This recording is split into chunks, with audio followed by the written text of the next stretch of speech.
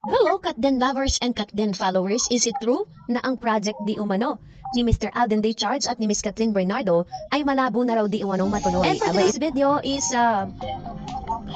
i-congratulate po natin si Alden Richard sapagkat siya po ay tinaguri ang Best Actor sa Hello Love again sa Primetime Port Primetime Media Choice Awards. So isa yan sa mga award-giving body kung saan naman na naman po ng awards itong si Alden. Ganon din naman, congratulate natin si Alden Richard sapagkat meron po siyang nilaunch na bagong Honda na isang motor kung saan siya po yung kauna-unahan na binigyan, no? Parang siya po yung nag-launch at siya po yung ambassador ng Honda na ito na unang magkakaroon. Alden Richards team up with Honda for the official launch of Honda Giorno.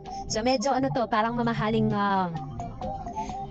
klase ng motor ng Honda. And siya po yung unang binigyan dahil siya po yung magiging ambassador or brand ambassador na ito. So congratulations Alden Richards sapagkat pagkatapos ng kanyang pananahimik at pagkatapos ng kanyang social media detox ay talaga nagbabalik na si Alden. Pero ito na nga pag-usapan natin kasi meron po mga bali-balita na naisulat po ng Filipino Star ngayon na sinasabing ang drama series daw di umano ni Mr. Alden Richards at Kathleen Bernardo ay hindi na raw matutuloy.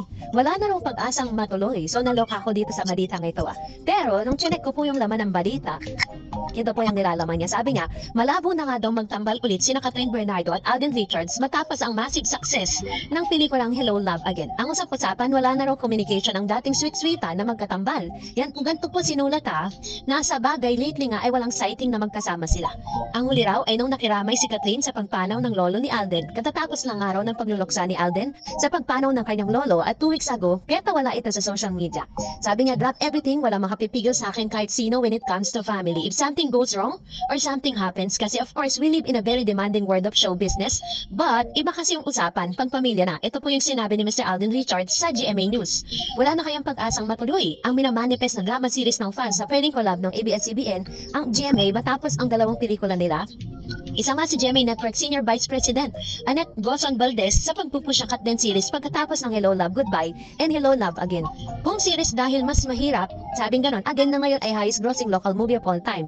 Pero hindi ko alam kung series dahil mas mahirap ang series, mas madali kong movie. So let's see, sabi ni Ma'am Annette nang magkausap naman sa konsyerto sa palasyo para sa pelikulang Filipino noong bago nagpasko. At ang tanging natanungin din si Mr. Carlo Katigbak with regards to this, kung anong chance ng Katden series na andun din sa concert para sa palasyo. Tawa lang ang sagot ni Sir Carlo that time. Kung anong sinabi ni Annette, yun ang totoo.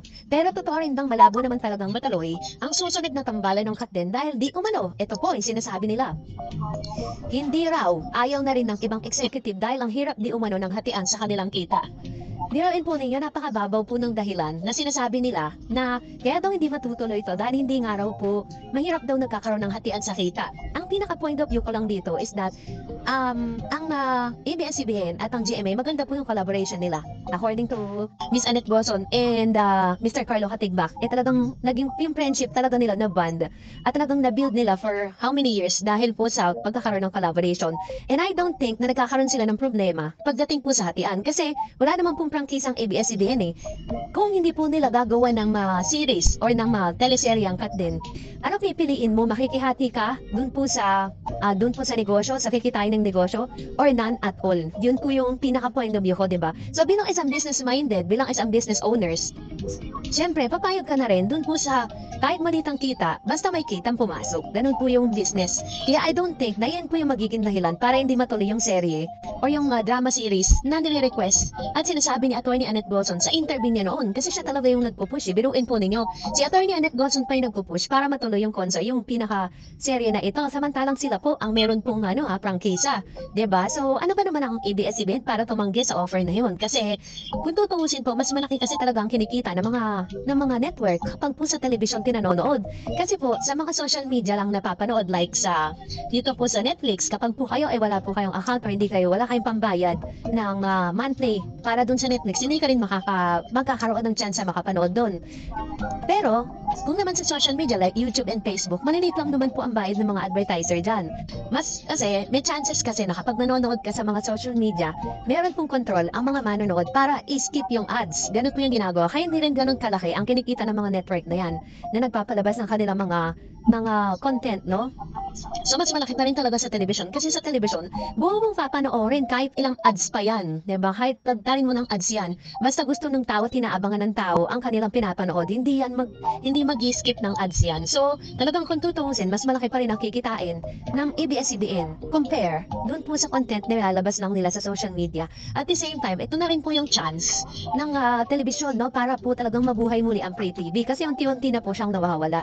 Unti-unti na po siyang lumalamlam because lahat po ng mga subscribers, lahat ng mga viewers ay lumilipat na pong manood sa mga online streaming. Netflix, sa mga YouTube, Facebook, at ang iba pang mga online streaming like Prime Video, iba yung mga bayad na na mga online streaming na ginagawa ngayon na talagang usong-usong ngayon. Yun pa talaga yung kaibahan niya. Kaya I don't think na parang tatanggihan to at hindi itutuloy dahil lang sa hatian. That's really very impossible. So kayo po, ano po ang inyong saloobin patungkol dito? Comment down below. At ngayon naman, bago tayo magtapos, of course, magbasa tayo ng mga reaction po ninyo patungkol naman sa ating latest updates. So, unahin po natin ang komento mula po sa isang viewer natin na si Miss Glorioso Silvano. Sabi niya, si Boy Abunda ganun din katapos interviewin si Kat, sinunod niya si Sanya, tapos puro halikan ang pinag-usapan, tapos pareho silang tawa ng tawa. Paano daw humalik si Alden? Ito namang si Sanya, hindi makamupon, kilig na kilig, kaya nasa mouth pa rin niya ang lips ni Alden, nagpapangtalata si Kat na may kissing din kay Alden. Pero tahimik lang, hindi katulad ng iba dyan, di makamupon sa halik ni Alden. Kasi nga naman po, kailangan niyang gawin yun para mapag-usapan po yung last scene po nila ni Mr. Alden Richards. Si Catherine din naman nila kailangan pag-usapan yun. Diba parang mga seryosong bagay yung pinag-uusapan nila sa interview. At yun po talaga yung napansin ni Ma'am si Glorioso Silvano, no? Na gano'n nga, may mga ganong tagpo nga itong si Lisania Lopez. And of course, sabi ni Ma'am si Senamante, correct ka dyan kasi Christy, dati napagiliw kay Alden na yun, parang ayaw niya kay Alden at si Daniel, mata naman ang pinupuni niya ha. Ano yun, balimbing lang ha? Basta kami cut din lang, big no to Katniel, wala na yan. And sabi ni Miss Divine, naku, mapang pinapasa lang tayo ng cut din. Para naman wala silang relasyon, puro pakitang tao lang noon. Nakaka-disappoint lang, buti patigilan ko na to, huhu. Ayan, to naman yung kanyang komento with regards to this. At hindi natin masisisi si Ma'am si Divine Campo with regards to this. Hindi naman natin pwedeng pilitin ng lahat ng tao na maniwala na meron cut din, diba? Kasi meron kasi mga tao na kailangan makikita mo nila yung ebidensya bago sila maniniwala. Pero sa mga statement lang ni Mr. Alden Richards, doon pa lang po ay mababasa na po ninyo yung mga tunay na kadahilanan kung bakit kailangan i-discreet, no, at itago kung ano man po yung mga kaganapan sa kanilang buhay during those times. Kaya naman I understand how you feel, Miss Divine Ocampo. It's your decision and yan po yung inyong desisyon na ayaw niya nang maniwala or what. Hindi po namin kayo masisisi. Sabi naman po ni Ma'am Chilina, alam niyo po, may sariling account yung dalawa na sila nakakaalam, diba? Sabi nga po ni Alden, pag nagkaroon siya ng loveliness, gusto niya private. And sabi ni Sir Don, abay, ayos nga yun gwapong naglalaba. Bagay naman kay Alden yung fight endorser kasi malinis tignan, tisoy na tisoy. Ayan, ito naman yung kanyang komento with regards to actually, magandang credibility ni Mr. Alden Richards. So, bakit naman hindi siya pipiliin ng mga endorser or mga, company na to, no? And that company has all the rights para to choose kung sino yung gusto nilang maging brand ambassador. Wala po yun sa kamay ng mga bashers. Wala po yun sa kamay ng lahat ng mga tumataas ang kilay nung napili si Alden.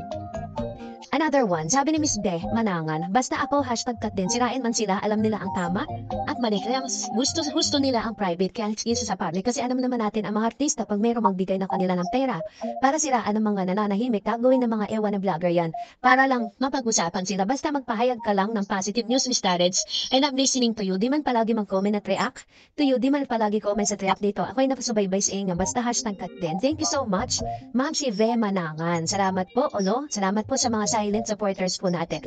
Miss Annabel Higida, I agree with your point of view, Ma'am Darrets. Hindi natin nakikita ang cut din with our own very eyes to social media, but we feel that they are privately communicating. But whatever it is, at least napasiyan nila tayo mga nagmamahal sa kanila. Just continue spreading good vibes, Ma'am Darrets, and I hope you recognize me as your fan too. God bless you always. Thank you, Ma'am si Annabel Higida, sa inyo pong komento. And of course, maraming salamat po dahil talaga namang lagi kayo nakaabang sa mga updates po natin. Let's continue to maging natin to, maging isa sa mga stress reliever natin. Hindi naman natin kailangan ma-stress 'di ba? Kung alam talaga natin at naniniwala tayo na in the end, magaganap na kung ano yung mga gusto nating mangyari. So, sabi naman ng ibang mga nagko-comment, di man sila magkatuluyan. Ang importante, sinuportahan natin sila hanggang dulo at pinaglaban natin sila. Sabi ni Miss J. Reg Aguilar, hello, Ma'am Dars, alam mo idol din kita kasi binibigyan mo talaga ng positive sign ng mga tagahanga ng cut din. True ka talaga. Alam kong merong cut din on real life. Sikat lang gaya kay Coco at Julia.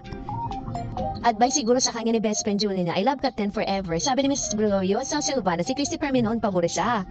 kay Alden and Catherine. Pero biglang nag-iba, si Daniel naman ang pinabura niya. Bakit ganun? Ang bilis nagbago, nakakainis. Basta kami mga kat din, solid talaga. Kahit ito pang sira niyo sa kat din, walang magbabago. Sanay na kami sa mga bashers na mga balimbing o walang magawang matino, puro panggugulo. Ayun.